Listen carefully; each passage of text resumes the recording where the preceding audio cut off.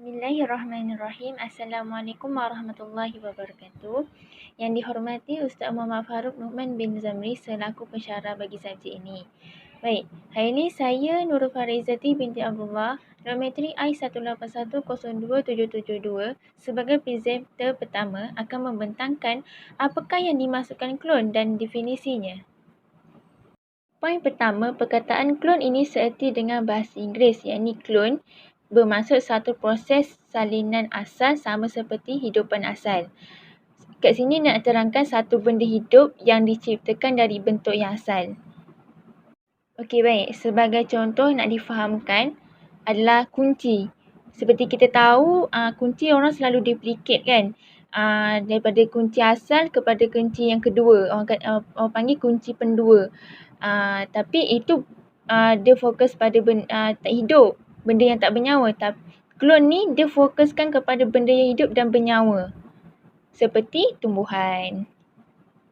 Seterusnya, poin kedua, klon ini berasal juga daripada perkataan Greek iaitu clown, iaitu keratan tumbuhan daripada pokok asal. Pada zaman Yunani, dia berkonsepkan satu penciptaan klon tu daripada tumbuh-tumbuhan. Jadi, Greek, perkataan klon ni asalnya daripada perkataan clown. Selanjutnya, poin ketiga, perklonan merupakan salah satu teknik menghasilkan organisma iaitu benda hidup secara pembiakan vegetative access yang sama dari segi genetiknya dan induknya. Maka teknik perklonan ini dihasilkan oleh pakar saintis dengan mencipta pelbagai organisma ini melalui pembiakan akses. Pembiakan akses ni adalah proses pembentukan suatu pembiakan ataupun individu yang tidak melibatkan gamet. Hanya melibatkan satu sel genetik ataupun satu sel induknya sahaja bagi mendapatkan jenis yang sama dan asal yang sama. Namun pembiakan akses ni tanpa berlakunya penyatuan jantina antara lelaki dan perempuan atau jantan dan betina. Okey, sekian daripada saya. Assalamualaikum warahmatullahi wabarakatuh. Nama saya Nur Hafsah binti Umar, nombor metri I17302388. Saya akan membentangkan tentang sejarah pengklonan.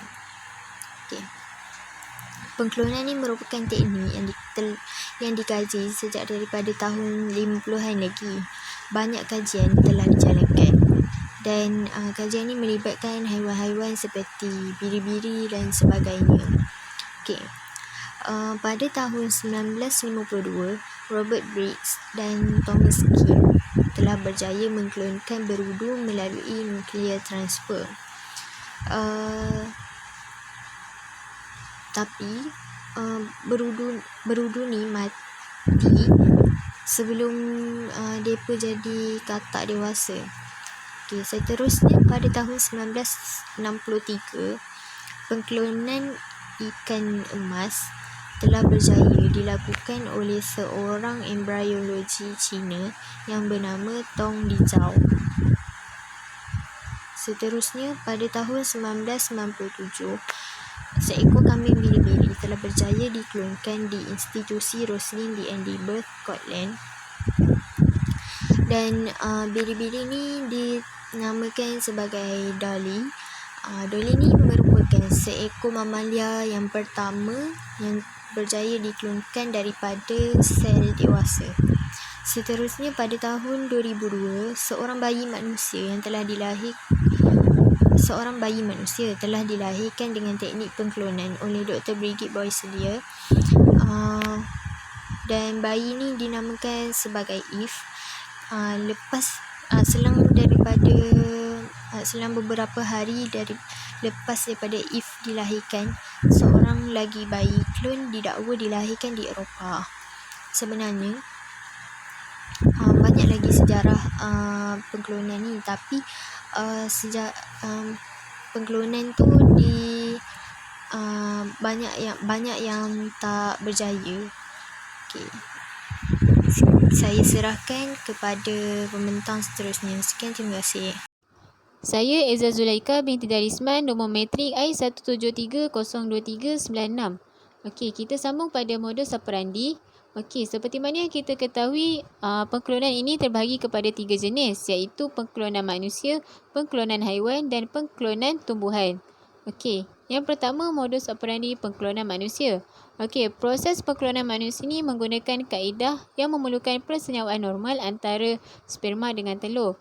Tetapi kebiasaannya pengklonan manusia ni lebih menggunakan kaedah pembiakan seksual tanpa memerlukan sperma dan ovum, iaitu menggunakan kod genetik, yakni DNA.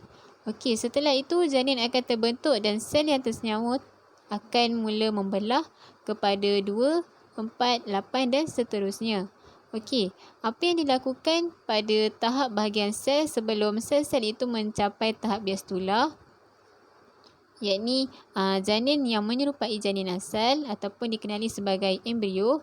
Okey, ia akan menambahkan sejenis cair kimia pada kelompok sel tersebut bagi mencairkan zona plosida, iaitu sejenis membran yang menyeliputi sel-sel janin tersebut. Okey, zona plosida ini ditugaskan untuk membekalkan nutrien yang diperlukan oleh sel-sel tersebut bagi mengelakkan sel-sel tadi tidur ataupun tidak berkembang.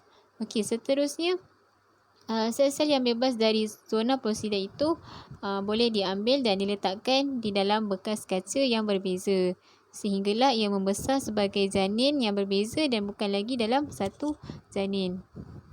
Okey, berdasarkan gambar rajah ini adalah satu proses pembiakan seksual tanpa memerlukan percantuman sel jantan, yakni sperma, dan sel betina, yakni ovum.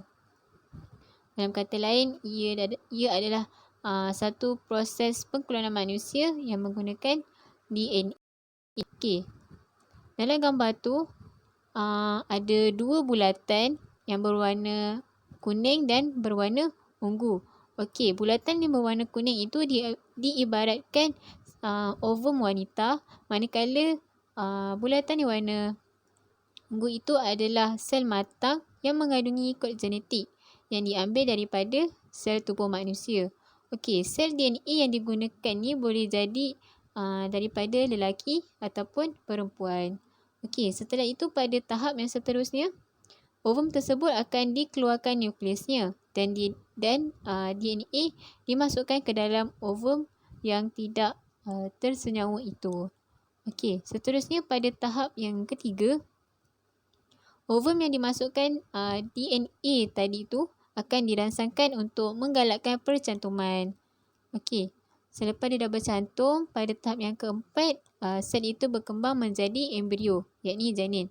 Okey, kebiasaannya dia mengambil masa dalam 6 hingga 8 hari. Okey, setelah itu ia akan disuntik ataupun dimasukkan ke dalam rahim wanita tersebut. Maka proses kehamilan dan kelahiran yang dilakukan adalah sama seperti manusia biasa. Maka terhasillah satu pengklonan manusia. Okey, seterusnya pengklonan haiwan. Okey, seperti mana yang kita ketahui, pengklonan haiwan itu menggunakan teknik pemindahan nukleus yang melibatkan sel-sel tubuh haiwan. Okey, dia sama juga macam pengklonan manusia tadi, dia menggunakan kod genetik, yakni DNA. Okey, seterusnya sel somatik diambil daripada penderma sel somatik. Okey, sel somatik adalah sel badan yang tidak terlibat dalam pembiakan seksual. Okey, penderma sel somatik ni adalah sejenis haiwan yang samalah yang nak diklonkan tu. Okey, seterusnya sel somatik dimasukkan ke dalam telur sel daripada haiwan lain melalui electric shock, iaitu aliran elektrik. Okey, maka haiwan yang diklonkan akan dilahirkan. Okey, kita tengok pada gambar rajah. Okey, gambar tersebut mempunyai 2 biri-biri betina. Okey, biri hitam tu diambil sel ovum dan biri putih yang nak diklonkan ni diambil sel kelenjar payudara. Okey, seterusnya dari sel ovum yang diambil daripada biri-biri hitam tu akan dikeluarkan nukleusnya dari ovum. Maksudnya tinggal ovum kosong yang tak ada apa-apa DNA. Okey, kemudian kedua-dua sel ini dicantumkan dengan menggunakan aliran elektrik. Okey.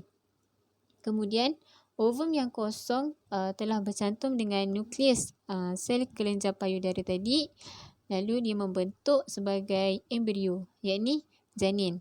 Okey, setelah itu, setelah terbentuk menjadi janin, embrio tadi dipindahkan ke dalam rahim biri-biri hitam. Maka biri-biri hitam tu melahirkanlah klon yang dikenali sebagai Dolly. Okey. Seterusnya pengklonan tumbuhan. Okey, pengklonan tumbuhan ini dilakukan menggunakan kaedah culture tissue. Okey, culture tissue ni merupakan teknik ataupun proses untuk memastikan tisu hidup di dalam nutrien buatan. Okey.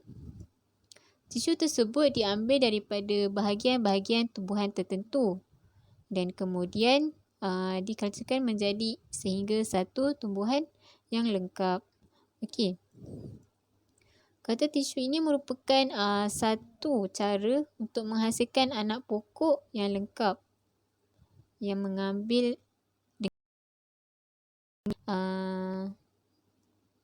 sel seperti daun, batang dan lain-lain. Okey, maka hasilnya serba serupa dengan induknya seperti mewarisi sifat-sifat pokok induknya dan mengekalkan ciri-ciri asalnya. Okey, kita tengok pada gambar rajah. Okey.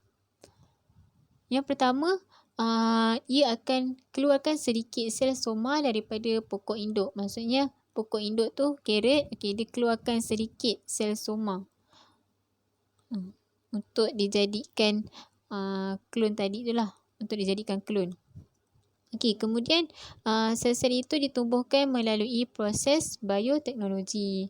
Okey, ia dikatakan di dalam medium yang kaya dengan nutrien dan diletakkan pada suhu 37 darjah Celsius serta pH optimum.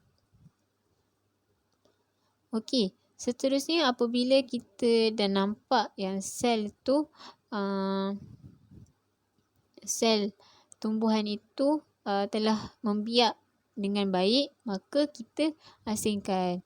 Okey, setelah itu dah asingkan sel-sel yang terbahagi itu untuk dikembangkan menjadi embrio bagi menghasilkan pokok ataupun anak pokok. Okey. Maka kita biarkan ia menjadi ataupun ia tumbuh menjadi pokok klon yang matang yang terhasil daripada induk tadi tu. Maksudnya daripada induk yang kita ambil asal tu iaitu carrot. Itu saja. Sekian, terima kasih. Assalamualaikum warahmatullahi wabarakatuh. Nama Nur Hidayah binti Muhammad Hussein, nombor matrik I173023116. Okey, saya akan sambung pembentangan ini.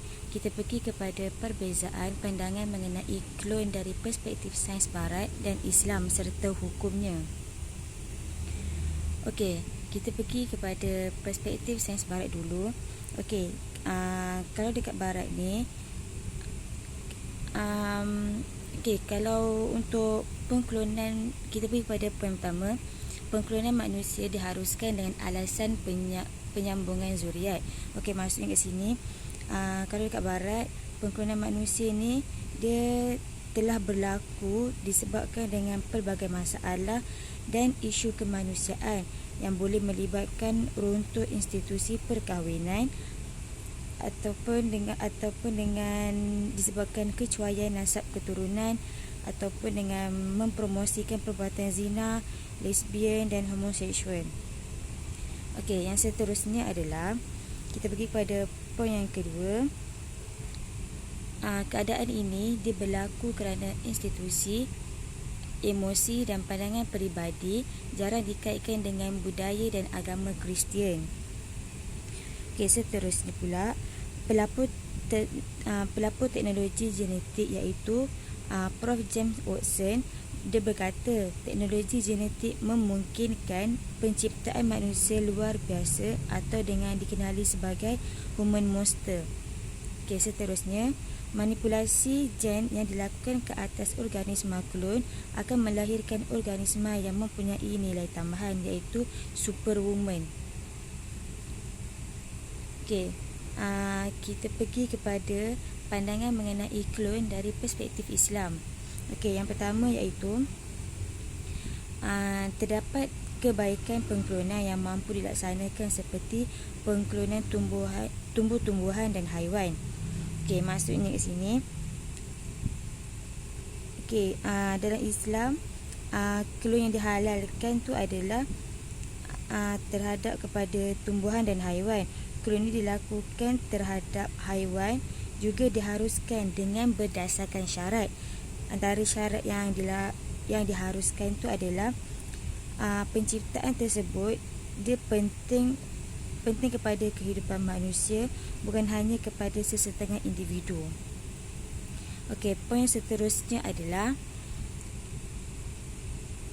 keputusan yang telah dinyatakan dalam Muzakarah kali ke-57 iaitu pada 22 hari bulan 2 2005, pengklonan terapeutik untuk tujuan rawatan perubatan iaitu seperti mencipta sel-sel tertentu atau menggantikan organ yang telah rosak dan mengambil kira langkah-langkah sempadan oleh syarak adalah diharuskan. Okey, seterusnya pula menurut Prof. Muhammad Nizam, dia berkata, kita bukan melakukan tugas Allah dalam urusan kejadian manusia. Perkara ini dia boleh melibatkan dengan kelahiran EV, iaitu tidak ada berlaku jika tidak mendapat keizinan daripada Allah. Okey, seterusnya pula pengarah bahagian penyelidikan iaitu Jabatan Kemajuan Islam Malaysia JAKIM Mustafa Abdul Rahman, dia berkata pengklonan akan melahirkan manusia tanpa perkahwinan atau tanpa berlaku pencampuran antara benih lelaki dan perempuan iaitu persetubuhan. Okey, sekian daripada saya. Terima kasih. Nama saya Nur Afika binti Hassan. Nombor matrik I173023898. Seterusnya saya akan menjelaskan pandangan mengenai pengklonan. Menurut Muzakarah Fatwa Majlis Kebangsaan bagi Hal Ehwal Ugama Islam Malaysia kali ke-51, pengklonan manusia untuk apa-apa tujuan sekalipun adalah haram kerana ianya bertentangan dengan fitrah kejadian manusia yang ditentukan oleh Allah SWT. Perbuatan mengklon janin manusia untuk tujuan kajian ialah harus, tetapi janin perlu dimusnahkan sebelum tempoh 120 hari. Seterusnya, pengklonan manusia untuk diambil sum-sum tulang atau organ lain pada manusia yang telah diklonkan adalah haram. Pengklonan untuk tujuan perubatan, iaitu sel-sel tertentu bagi menggantikan organ yang rosak adalah harus, selagi ianya tidak bercanggah dengan hukum syarak.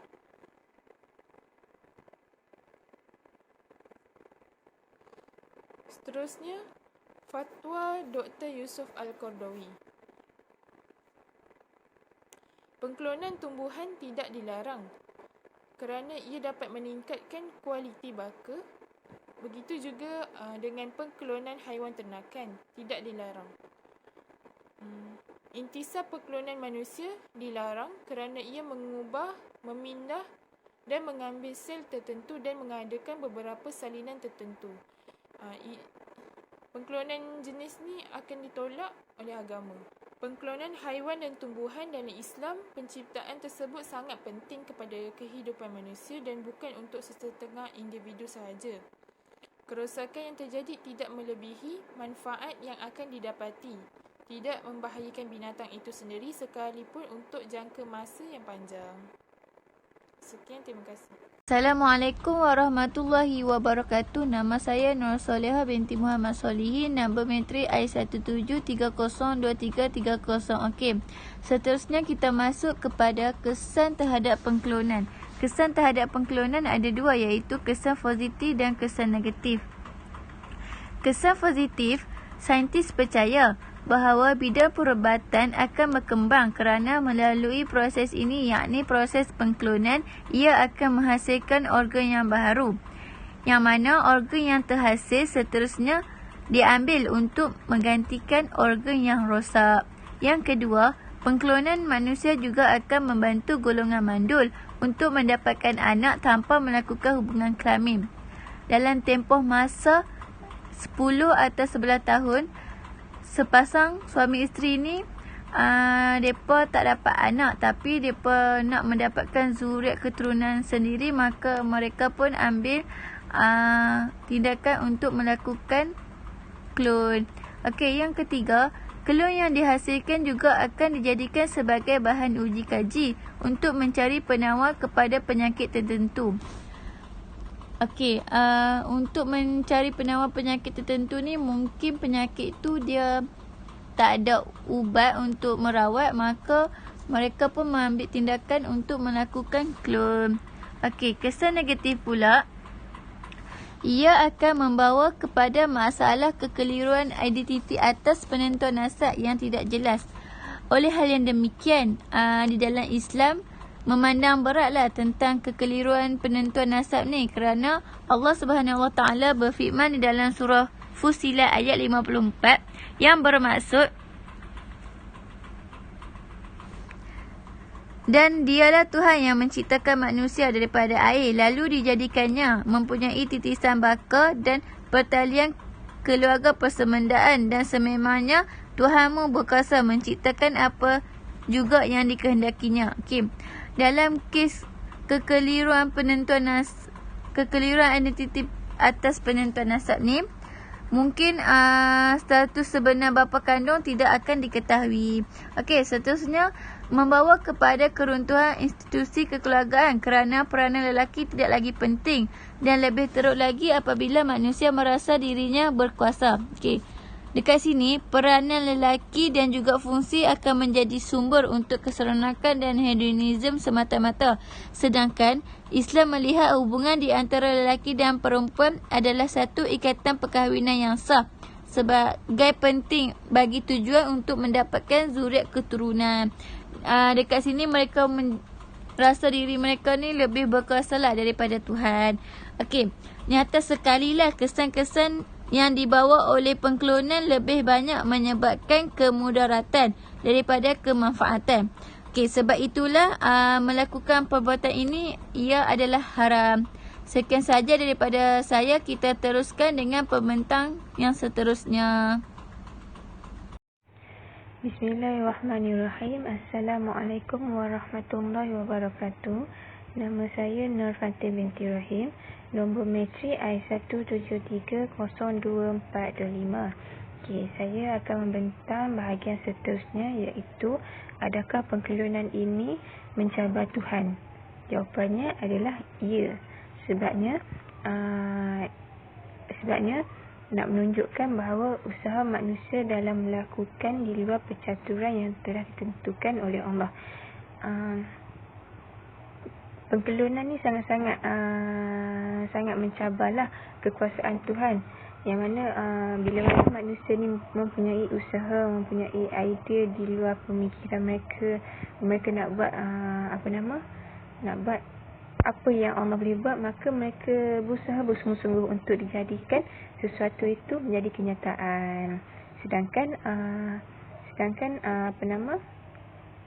bila kita nak menghasilkan keturunan, perlu menghasilkan dari ikatan yang sah seperti perkahwinan, bukan dengan cara pengklonan yang tidak diiktiraf dan sebagainya lah. Okey, seterusnya manusia merasakan mereka ni sama hebat, mampu dalam membuat apa sahaja. Maksudnya kat sini apa yang Allah buat, manusia pun nak juga. Akhirnya mereka nak sama taraf dengan Allah, sama hebat dengan Allah. Sedangkan benda tu bertentangan. Hanya Allah saja yang boleh membuat apa yang dia inginkan, bukan dengan bukan dengan kudrat manusia dan sebagainya lah. Okey, dalam firman Allah dalam surah Al-Insan ayat yang kedua, a'udzubillahi minasyaitonirrajim. Inna khalaqnal insana min nutfatin amsyajin nabtalihi faja'alnahu sami'an basira. Yang bermaksud, Sesungguhnya kami telah menciptakan manusia daripada setitis air mani yang bercampur, yang kami hendak mengujinya dengan perintah dan larangan. Kerana itu kami jadikan dia mendengar dan melihat. Maksudnya kat sini, perkataan nutfah tu merupakan peringkat pertama dalam proses kejadian manusia, yang mana manusia ni merupakan daripada setitis air mani, dan juga kena pencantuman ovo dan juga sperma. Okey. Dan diakhiri dengan tiupan roh. Jadi kat sini jelas bahawa bukan dengan cara pengkelunan dan sebagainya yang hasil daripada tangan manusia, tapi apa yang jadi ni merupakan kekuasaan Allah. Hanya Allah saja yang boleh membuat dan menjadikan apa yang dia nak. Okey, itu saja daripada saya. Sekian, terima kasih. Bismillahirrahmanirrahim. Assalamualaikum warahmatullahi wabarakatuh. Nama saya Nur Azira Najwa binti Mak Syukur. Nombor matrik I181025592. Saya akan menyambung bahagian saya tentang isu-isu berkaitan klon. Saya telah mengambil satu keratan akhbar di mana saintis Beijing telah mencipta satu teknologi klon manusia, di mana kawasan Beijing ni, satu usaha perklonan telah dilakukan oleh kumpulan BioLife dan saintis China sebagai penerajuk utama dalam aktiviti perklonan tersebut. Serta kumpulan BioLife dan rakan-rakannya telah menyasarkan satu pengeluaran lebih 1 juta ekor lembu klon dijangka pada tahun lalu dalam masa 7 bulan. Bayangkan, dalam masa 7 bulan ada lebih 1 juta ekor lembu dikeluarkan oleh kumpulan BioLife ni sendiri. Selain itu, teknologi klon manusia sudah ada melalui pilihan genetik. Berikutan dengan reaksi masyarakat yang kurang senang dengan syarikat BioLife ini, mereka telah berundur sedikit kerana mereka tidak mahu terbabit dalam aktiviti perklonan ini buat sementara waktu, kerana ia mengambil masa yang lama juga untuk penerimaan masyarakat itu sendiri. Perklonan ini agak lama juga untuk menerima penerimaan daripada masyarakat, dan ia berbalik kepada pilihan mereka yang tersendiri. Teknologi ini juga merujuk kepada pembahagian sebanyak 50% dan 50% serta 100% hingga 100% daripada genetik bapa dan ibu. Pilihan genetik ini untuk penghasilan yang lebih berkesan. Serta teknologi perklonan manusia ini juga tampak lebih banyak kesan sampingan dan sebahagian tidak berhasil dengan sempurna jika dibandingkan dengan proses penghasilan manusia secara alami. Disebabkan itu juga reaksi masyarakat itu sendiri tidak mendapat sambutan oleh kerana rancangan kumpulan BioLife tersebut. Sekian daripada saya. Saya serah kepada rakan saya yang seterusnya. Sekian, terima kasih.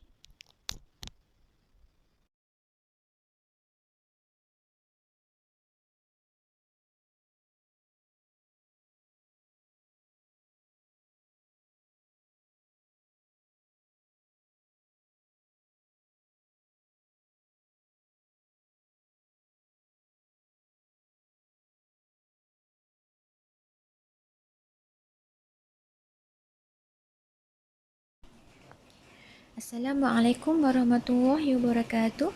Saya Aina Hasham binti Muhammad Ridwan, nombor matrik I17302-339. Okay, seterusnya kita beralih kepada kesimpulan. Okay, sebagai kesimpulan, kemajuan teknologi ini adalah salah satu kemajuan yang kita tidak dapat hindari dalam kehidupan seharian kita, kerana kemajuan teknologi ini dia berjalan seiring dengan kehidupan manusia. Contohnya seperti yang kita lihat sekarang, seperti telefon bimbit, laptop, televisyen dan sebagainya. Okey, justru itu tidak dinafikan bahawa teknologi pengklonan adalah salah satu teknologi yang paling canggih ataupun yang paling hebat pada abad ini. Okey, selain itu, kaedah pengklonan juga dapat memberi revolusi kepada manusia serta menjaga alam dan sumber persekitaran jika kita melakukan kaedah ini dengan cara yang betul. Walau bagaimanapun, sebagai masyarakat yang beragama Islam, kita adalah diharamkan untuk mengklonkan manusia dan menghasilkan individu yang seiras dengan rupa paras kita ataupun yang seiras dengan induk manusia. Okay. Hal ini kerana ia bukan sahaja menentang hukum alam semula jadi, malah bertentangan dengan syariat Islam. Dan itu, kaedah ini juga bertentangan dengan ajaran Al-Quran dan Sunnah. Okey, sekian itu sahaja daripada saya. Okey, terima kasih.